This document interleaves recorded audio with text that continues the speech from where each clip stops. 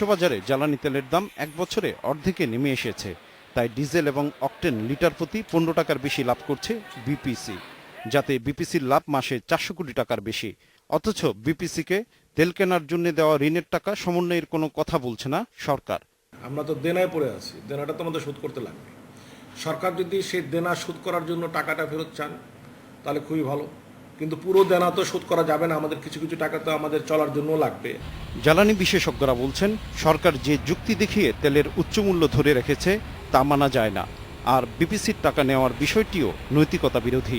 তেল খাতের লাভ সরকার ভোগ করতে চায়, বিপিসি ভোগ করছে, এবং পাশাপাশি এই খাতে যেসব ইউটিলিটি আছে বিতরণ কোম্পানিগুলো ভোগ করছে, কিন্তু জনগণ বঞ্চিত হচ্ছে। এটা অনৈতিক। বিপিসির কর্মকর্তারা জানান, টানা লোকসান দেওয়ায় সরকার এবং বিভিন্ন ব্যাংকের কাছে এখনও বিপিসির দেনা আছে 26,300 কোটি টাকা। ইতিমধ্যে বিভিন্ন ব্যাংকে বিপিসি শোধ করেছে প্রায় 3,000 কোটি টাকা। বাকি টাকা শোধ করতেও আগ্রহী প্রতিষ্ঠানটি। এখন ওনাদের সাথে আমাদের কথাবার্তা চলছে যে তারা চাচ্ছেন পুরো টাকাটাই তারা যেন তাদের ওখানে জমা দেওয়া হয়। বিপিসির মাধ্যমে লাভের ফাঁদ পেতে ভালো ফল পাচ্ছে।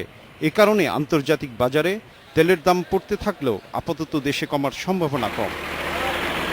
Shahed Siddiqui, independent news, Dhaka.